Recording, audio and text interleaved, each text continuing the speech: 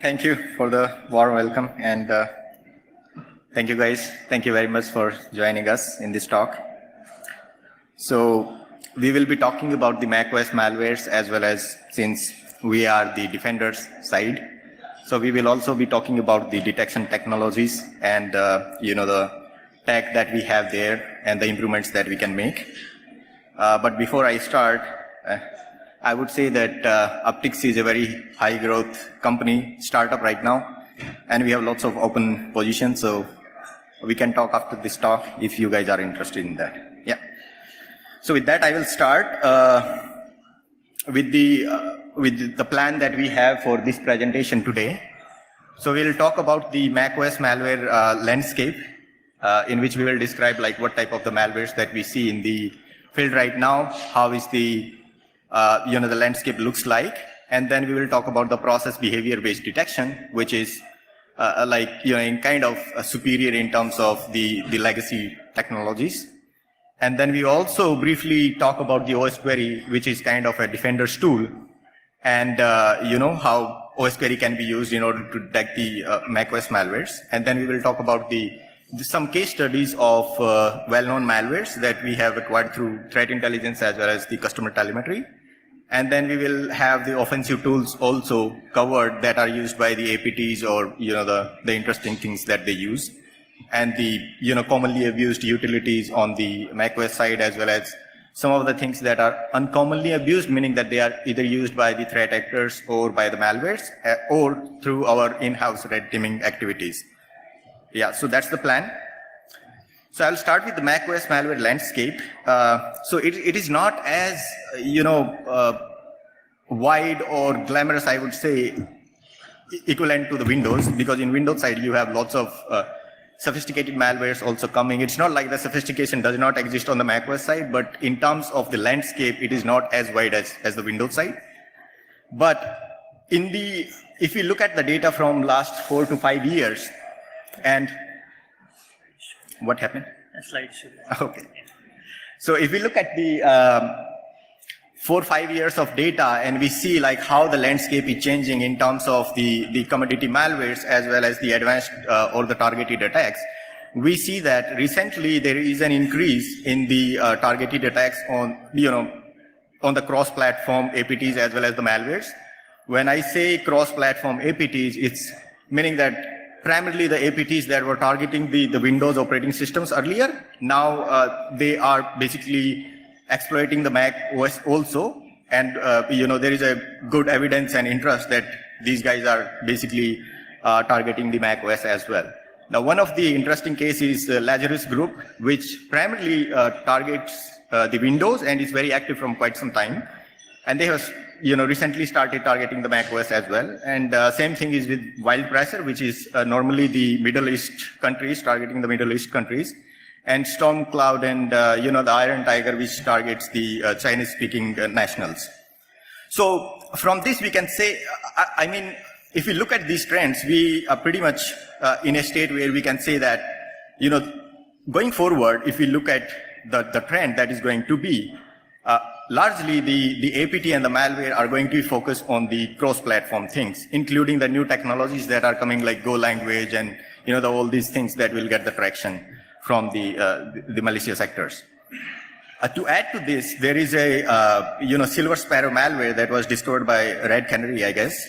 It is the first malware that targets the M1 chip, and M1 chip is not it's very new chip from Apple. It got it was released in, I think, January 2021 or so. And within the 6 months, we got this first malware that was basically using the M1 chip architecture, right? Which is like different than the x86. Now, here we can, see that there is an interest. It's not as sophisticated. If we say that, okay, this is, next level targeted attack or APT, it's a commodity malware with reasonable level of, the threats or the techniques that it is using. But from this, we can see that there is an interest on the macOS also. As the new technology is coming, the attackers are actually using that maybe for a testing purpose. We don't know yet for sure. And, they might use that thing as a part of experimentation and then use later on. So this is the breakup of the malwares that we see. As I said, like it's not as fancy as you see it on the Windows side, but on the macOS side, this data we have compiled through our in-house sandbox for macOS that we have, as well as the customer telemetry that comes to our, the SaaS platform. And here we can clearly see in the commodity malware, Slayer and Bundler are the top one that ranks very high in terms of macOS infections worldwide that we see. There is a YT downloader also that we have seen in various customer telemetries and so, which is kind of active since the data is huge and Slayer and Bundler mostly leads the pack, so that is not really visible there. But that's an interesting case. The other thing that we are observing, and it is in line with the other operating systems as well, like in Windows, it started a little bit before, but on the Mac OS and Linux, right? Like in Windows, you have LOL bins, that living off the land binaries that attackers use these things. And in Linux, you have GTFO bins that you can use and carry out the malicious activity. Similarly, in the Mac OS, we are calling it as Mac OS bins, and we see an increased usage of these utilities based on the data that we have, like the attackers are using it. Along with this, there is a new trend that we are, noticing around these threat activities. One is the open source tools. So earlier, back in the days, attackers used to write their own code for the malwares and all these kind of things. But now that trend is shifting to use the inbuilt system utilities so that they can use that for defense evasion or lower their footprint. And from a detection side of view, like the guy like us that are on the defender side, it's become challenging also because if it's a system utility, let's, for example, if you are using a screen capture, it's practically no way to say whether the screen capture is used for a malicious purpose or used for a legitimate purpose in that case, right? So that challenge is always there. And for attacker, they don't have to write the new code. They are just using that, Apple signed legitimate binary in that environment, right? And open source tool again comes into multiple flavors. Some are Python, some are Go, and all these kind of things that are cross-platform in nature, meaning that you can run on Windows, Linux, and Mac OS as well. So that trend is also increasing because majority of these tools are either created by the red team activity. I think the talk just before us was around the red teaming activity on the Mac OS, right? So in that we saw like, the guy used the Mythic to actually compromise the Mac OS and stuff like that. So those are open source tools, and we see increased usage of those tools into the advanced and targeted attacks as well, right? So that's, overall macOS malware landscape. Now, our talk is mostly on the technology that we have on the detection side, because we work on the defense side of the story.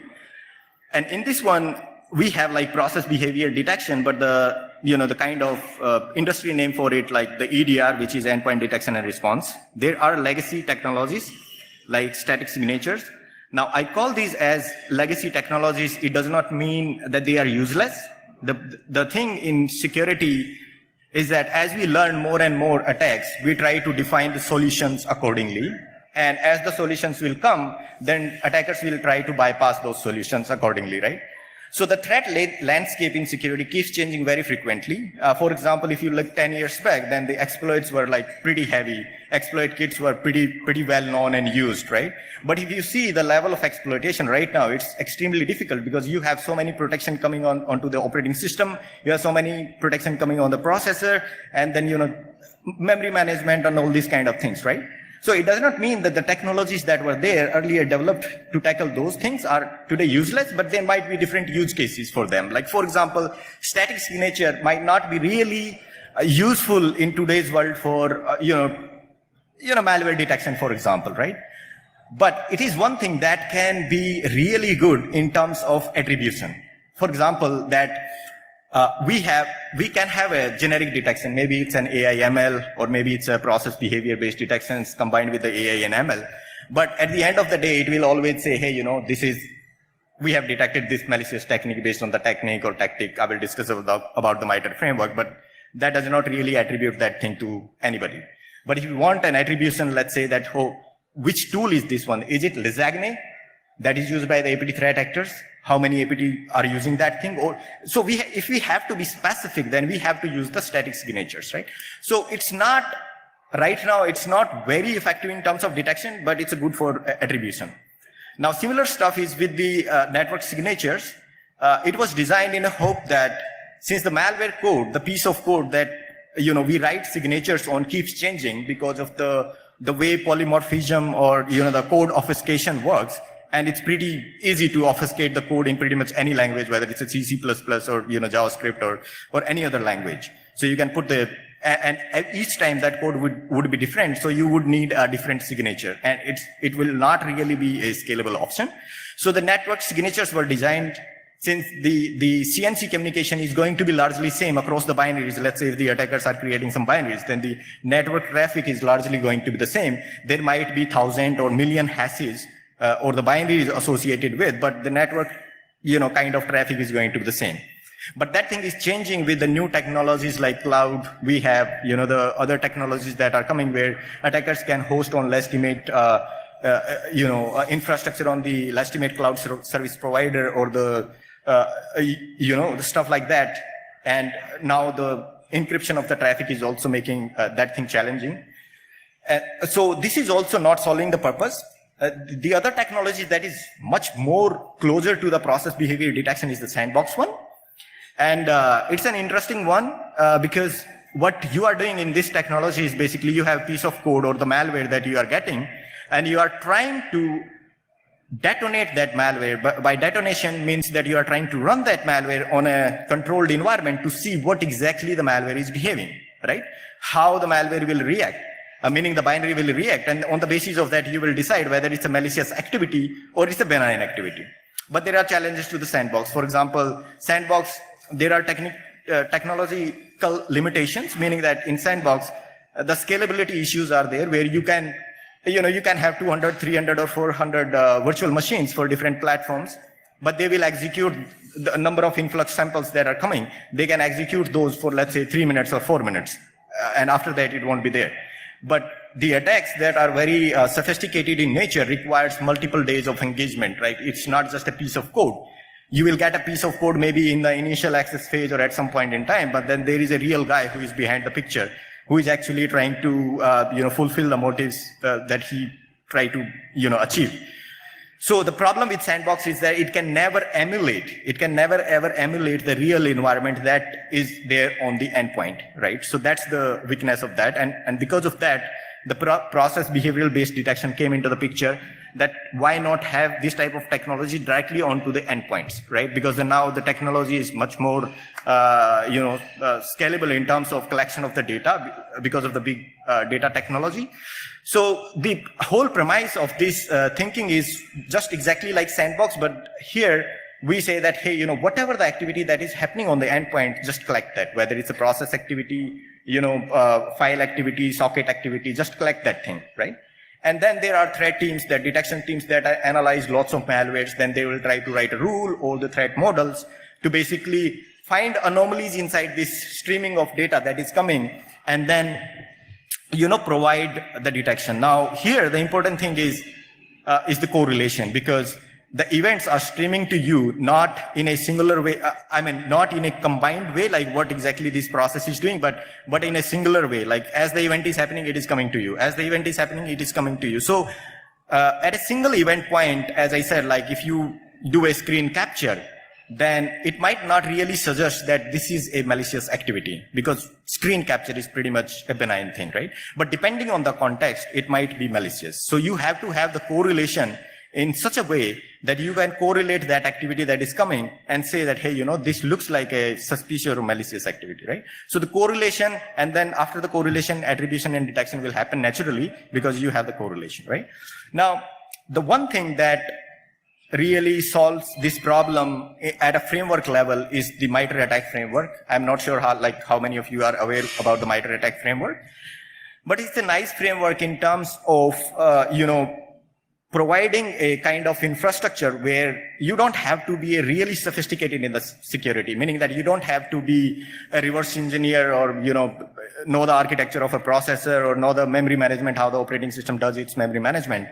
All you have to do is just look at these techniques and the tactics that MITRE has defined, and then you can understand what the stuff these attackers are doing, right? So it's basically a knowledge base for attacker TTPs. And how it helps in the detection is like when you are collecting these singular events that are coming to you, you can label those techniques as per the MITRE specification, like whether it's a persistence, whether it's a defensive agent, whether it's impact. And by that, you will, if the correlation is in good state, then you will see the progression of attack through various stages. And that's what differentiate a benign activity than a malicious activity, because in malicious, you will have a lot more stuff going on during that time frame, rather than a benign, activity. Like if it is a screen capture, then you probably took screen capture. You just launched, you did nothing after that, right? But in a malware attack or, in an advanced attack, it might be you are doing a screen capture, then you are doing a, RAR, TAR or ZIP of whatever the data that you did, and then you might be trying to exfiltrate that to, some cloud services or so, right? So that's where the correlation and attribution also comes into the picture. Now, the people that don't know about the MITRE, I have this thing here. This is a MITRE attack framework. And it basically, all of these top buckets that you see, these are known as tactics. And everything that is inside it is known as techniques, right? And this is all platform-based, meaning that it is applicable to macOS, Linux, and Windows.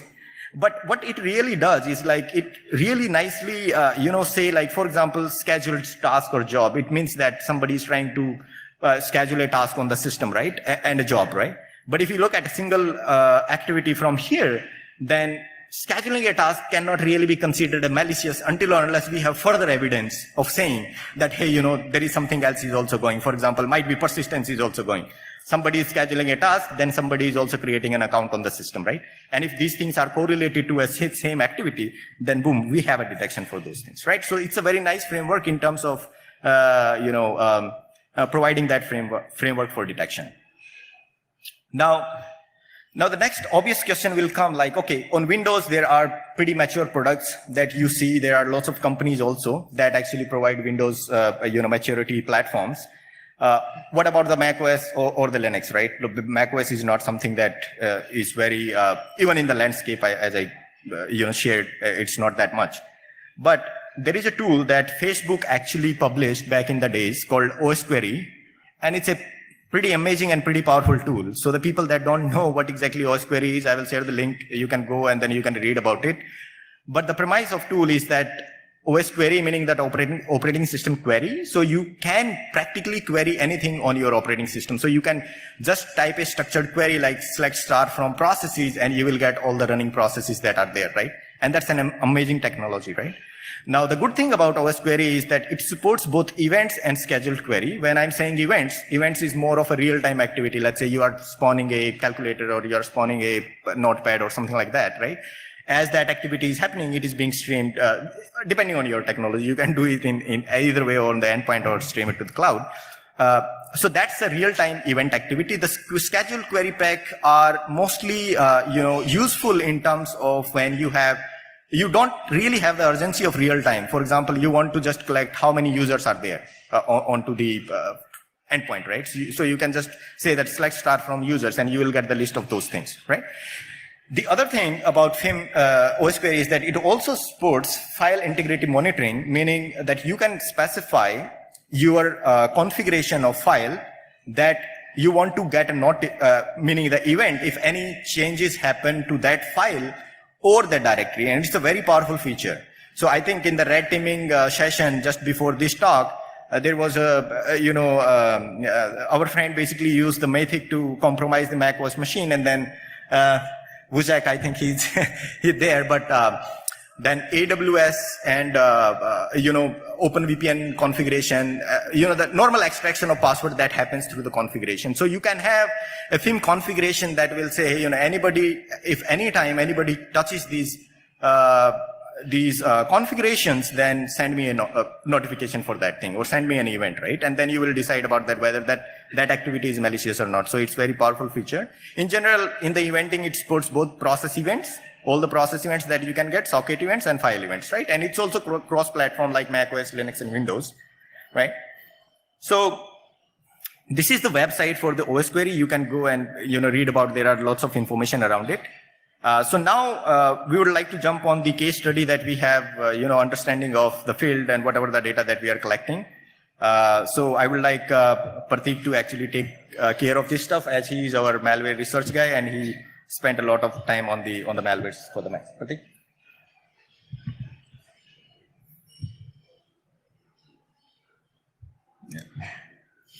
Yeah, thank you, Amit. So we will just look into the Slayer malware. So we can try to correlate the things, as Amit said, like with one utility, we cannot say that it's a malicious activity. So we try to correlate this thing using the Slayer example.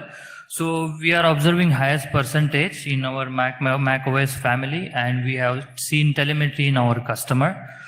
So we have seen like it's spread by fraudulent update. So it will pop up for the fraudulent update. Then you have to click on update. Then malware will enter your machine, and then the script will run. And after that, so malware has changing these variations. So new variants like we have seen like this disables gatekeepers, notarization, file quarantine security, and X-Protect, these kind of things. So rather than distributing the malwares by phishing attacks, so malware as the time, over the period of time, so it's using popular events or popular website to distribute via these websites. It basically uses a DMG file, fake flash flare installer, you can see. Then if you click on the install, then scripts will execute the things. So script will contain mktem utility that is used to create a unique file. After that, curl utility is used to download the further payloads from C2, that control and command system.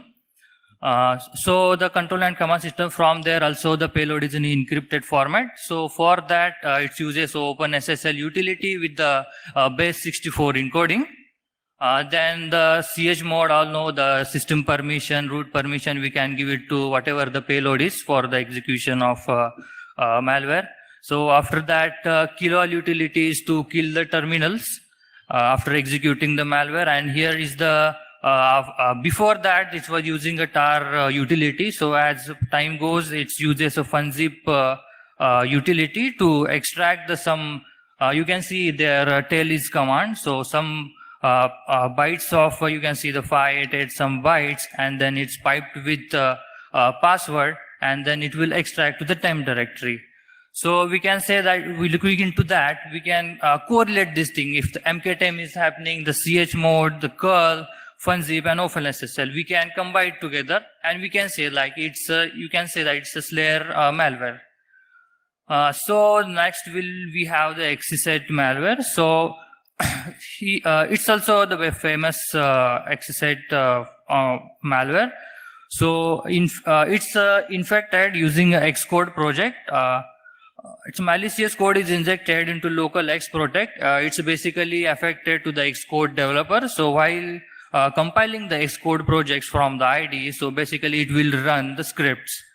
So XCSET have so much variation we have seen in the past years, like 2021 it's adapt to macOS 11 and Mac M1 chips.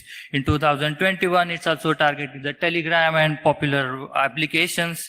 And in recent April 2022, so it's adapted the macOS Monterey. For that also we have some commands. For that you can see the curl activities to download a payload from any AWS C2.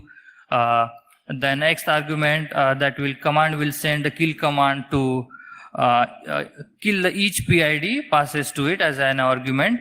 Then chmod, as I say, and OSA compile is to compile application script. Yeah, this is you can say also correlate these things. So it's not actually a complete breakdown of malware. So we identify some of this utility can be used by this XCSET. And the next we can talk, it's a Silver Sparrow. We have it's a very also popular malware. So in 2021, the more than 30,000 main points are affected by this malware in, and also the 159 countries, you can say. So it's basically targeted to the M1 chips. Actually, the package is delivered to the same like DMG or APK file with inbuilt JavaScript is malicious JavaScript is inbuilt on that macOS. So there are multiple ways to create a plist file. It's dropping a plist file, and also it uses a curl utility from the SQLite. So it uses SQLite command to get a history to download any URL that is used by any application. Then you can see the PL util is there. It will from the curl it can download the XML or JSON file, and then from using the PL util it will convert it into the plist. And also the launchctl it's uses for the persistence. And then you can see the plist buddy is utility, inbuilt macOS utility. So it uses to check a syntax or you can say to create a plist file. It also uses a plist buddy and the chmod, to give permission to the scripts that will execute. Basically this you can say that using the SQLite 3 curl and launchctl and PL utility, you can say that it's a malicious activity.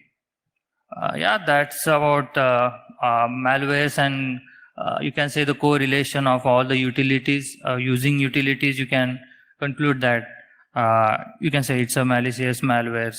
I will hand it over to Amit. Yeah, so basically as we can see here, these are like the popular commodity malwares on the macOS, and we can see the variation of the utilities being used here. And our experience and data suggests that in a normal application that is benign application, right? You don't see the variations of these many utilities that does. There are cases where these type of things happens from the benign applications also. And we will talk about that in the conclusion, like how you can, deal with those things if in your environment you are facing a false positive. But the point being here is, if we look at an individual level, then these utilities are not really serious in nature, right? These are officially, provided by Apple and, for legitimate uses. But as you can see, the malwares are actually using these utilities to carry out their stuff without writing their own code. Now, this is about the malware, but when we talk about the advanced and, the targeted attacks, it's actually less about the malware. So malware might be used as an initial access point at, the piece of code might be used with that, but then there is a lots of things that happens behind the scene once the attackers, gain the access. And on the basis of that access, they do the post-exploitation activities, and then they move laterally inside the environment. So the natural thing once you get an access is basically to deploy some sort of, rat that can have persistence over the time, and you can have, access to this machine, and, have some password extraction also, so that you can, have that long-term access to the infrastructure or the machine. So what we have seen is that Ballarat is an open source tool. It's available on Git. It's written in Python, and it's taking some traction from the threat actors. And Fin7 and Carbonac, very high-profile guys, they have been seen Balla, using in their operations. So the Ballarat also uses several utilities that are there available with the system. Like for example, CSR util is kind of provide you the SIP status. System integrity protection is very sound feature from Apple. And if it is enabled or disabled, right, it provides the status. So it's more of a discovery call that, the attackers can make to see what type of environment they have and then what extra stuff they can do there. And launchctl, again, it can be used for the persistence. Like plist file, it's similar to the people that are familiar with the Windows background. It's similar to registries. Like in registries, you have lots of stuff that you can add, run keys and all this kind for the persistence. So it is in a similar way, you have plist file that defines a sort of schema, and then you can use the launchctl to basically load that thing to have the persistence, right? If you put that into launch agents or launch daemons, the operating system will take care of it. And the other utility that we see is the OpenSSL also. Now, OpenSSL, we all know that it can support the encryption, all type of encryptions, right? And, they can encrypt the payload and they can decrypt the payload. So it makes sense of using the OpenSSL. The another one is the airport discovery, where you can identify the Wi-Fi and the other related information. And OSS script is another interesting utility that actually can allow you to run the Apple script on your the desktop. Sometimes the attackers actually use this OSS script, like in this example you see. It will kind of give you a pop-up to enter your password, right? So sometimes, you get that pop-up, you enter your password, and then boom, it might be with the attackers then. And then obviously network setup discovery. So the point is, like, Ballarat is a remote access tool, and it also uses the system utilities. So if we look at this type of execution from any application, right, and we correlate that thing again, that will give us good confidence in saying that, okay, this is, kind of malicious activity in that sense. Now, the another tool that we have is Lasagne, because it's a very favorite of APTs on the other operating systems, like the ones that targets mostly the Windows. But as I said, the trend is to have kind of cross-platform. And Lasagne is a password extraction tool that is oftentimes used by the APTs, right? Now, as it is cross-platform, it can extract from the Linux also, from Windows and macOS. So in the macOS, it can, once you have the access, then you can access the user's database and the passwords, hashes, and everything using this one if you have the sudo. This is the command that it's using. It's using the defaults utility on the macOS. And it can also extract the Chrome password by using the SQLite 3. Now, majority of the stuff, that is whether it's your chat or the password that are being stored on macOS, they are largely into an SQL database, right? So that's the format that macOS uses. So any file that is DB or deals normally with the passwords, you can actually access that thing through SQLite 3, and SQLite 3 is anyway comes inbuilt with the macOS, right? So this is an example where you can read actually the username and password from stored, the Chrome data store.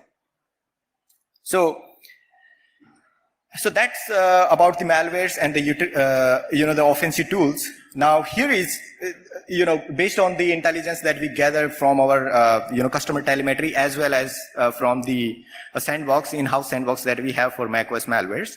This is the breakup of the top, the utilities being often used or abused by the threat actors or the malwares.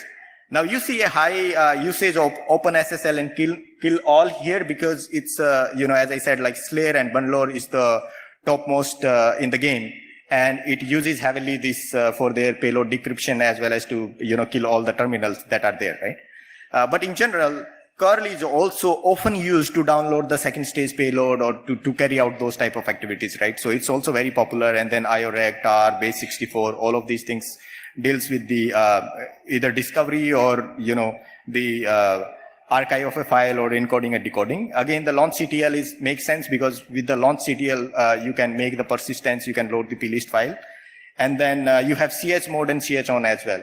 Now you might be wondering, like, why the hell, Amit, you are putting chmod and chon? They are the utilities that are used, but they are pretty benign. I mean, pretty much everybody is using chmod and chon. But for the people that don't know, like, macOS also has this shell where you can run all of these commands as well, right? So it's not the shell is similar to like what you have seen on the Unix or Linux side, right? But the point is, as from the beginning I'm making it, the point is not to look at a single activity, whether it's a chmod or chon, but the point is to look at from a correlation perspective that, hey, these type of activities are happening. When we look at a single event, we don't know exactly whether that activity is benign or malicious. But if we correlate that thing with, depending on the correlation mechanism you are using, whether it's based on a user account or whether it's based on, the process hierarchy or, other elements, then you can say, with some significant confidence that, hey, this looks like a malicious activity because there is a variations in the attack that is happening, right?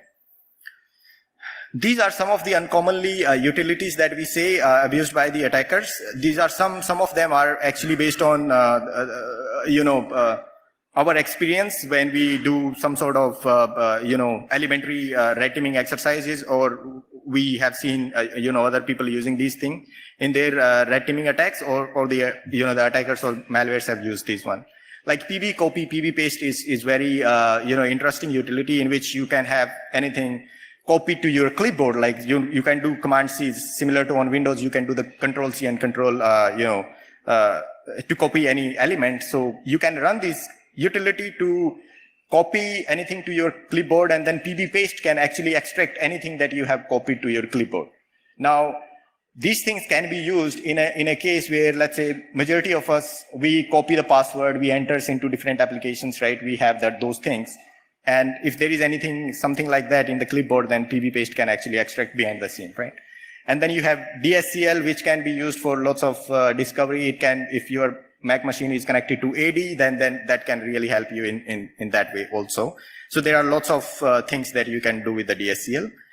TM util is again very interesting in a sense, like, on Windows, you have VSSA admin that can delete the backups and, all these type of things that you can do with the VSSA admin. It's a equivalent kind of utility on the macOS, TM util, in which you can create and delete the backups, right, on the macOS. Then there is a caffeinate that can be used by the coin miner, and, there are 1 or 2 coin miners that we have seen that are actually using this one.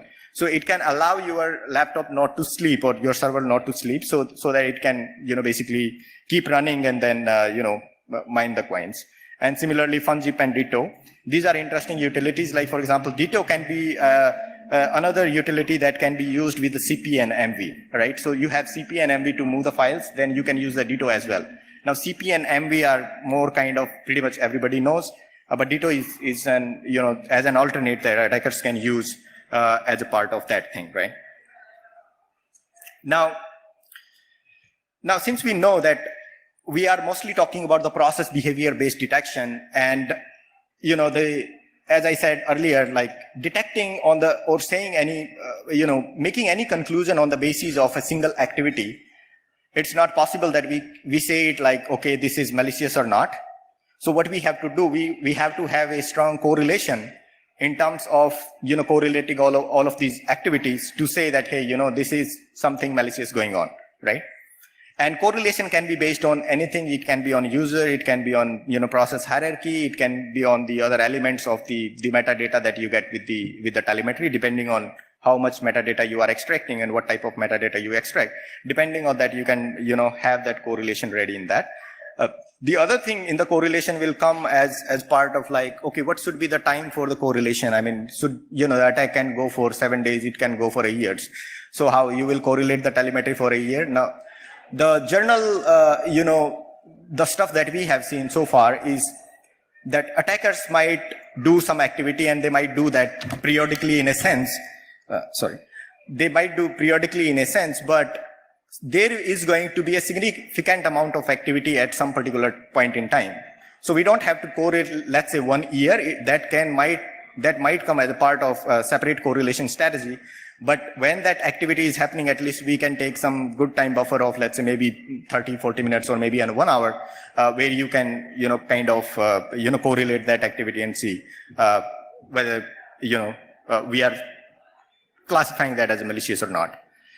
Now, one of the biggest thing that will come with the behavior-based detection is the false positive. And false positive is a critical thing, because in a false positive, you are saying something that is not really malicious. You are basically making a benign thing as malicious, which can really cause lots of problems. And it's a serious problem in terms of, because as I said, like the behavior can be done by a legitimate application or legitimate user as well. And we are detecting that as malicious, right? Now, it entirely depends on, so there are a couple of things that we have to keep in mind is like effective correlation is one that we have to do that can solve this problem. But apart from the effective correlation, we have to have an environment-specific noise reduction strategy also. When I'm saying environment-specific noise reduction, meaning that the way the security is evolving, and if you look at from the operating system perspective also, whether it's a Windows or macOS, there are not many things on the Linux side, but if you look at from that side, then, without a user feedback, you cannot really solve the detection problem, right? Whether it's you are the owner of a laptop or you are owner of an organization that is looking at, 10,000 machines. Now, if you look at the Apple basically provides you notification on pretty much anything that you will do, that this is happening. So they are taking a constant feedback from you, whether that activity is happening as per your requirement or not, right?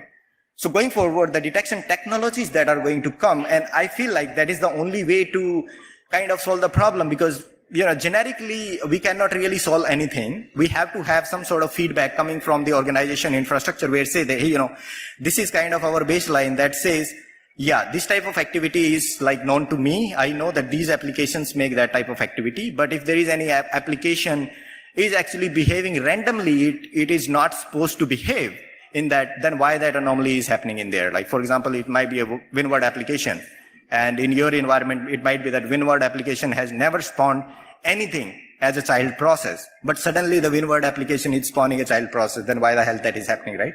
But it might be in your finance department where the people are using lots of other tools, where you have a WinWord application that oftentimes sponsors cmd.exe or maybe, the Excel files and do other stuff. And in that case, that activity would be benign, but you would be catching that thing, right? So the way I think this can be solved is to have some sort of feedback coming from the user also who are using the technology or who are designing the technology, to have that feedback into the system, and then system will basically improve in some way, that stuff, right? So this is the complete list of the utilities that we feel are used by the attackers or the malware so far, or there is a possibility that these utilities can be used in the future by the attackers or malware depending on their behavior type. So we have compiled a list of all the Mac bins, and you can take a look at that later on after the presentation, and we will share the presentation also. So all of these things. So we have around 4 or 5 slides just to list down all of the utilities on the macOS, right? So in your environment, you can pretty much monitor these type of utilities and anything that deals with anything suspicious files depending on your environment. And I think that should provide you a kind of baseline to detect the anomalies in your environment to have the detection, right? So that's pretty much from our side. Yeah, any questions or anything we can take? Thank you.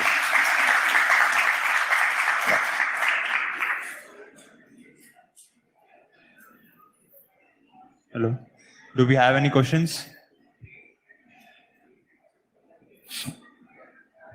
So I believe most of this correlation is retrospective, right? Like you analyze the malware and then you fit that in the MITRE framework to say, okay, technique to use evasion was this calling chmod or chown, or technique to use persistence was something else.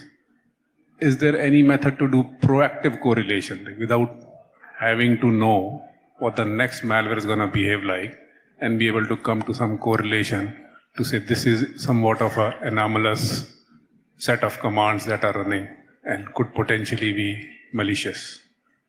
Correct. So there are 2 ways to tackle that. One way is that whatever the data that we have right now, whatever the malwares are using right now, we can have a singular detection for those things, and the correlation really happens not in a defined manner, meaning that we don't have like these steps, okay, this utility, and this utility, but we have like separate these events that are coming, and then you have correlation of these things at when you are detecting these utilities, right?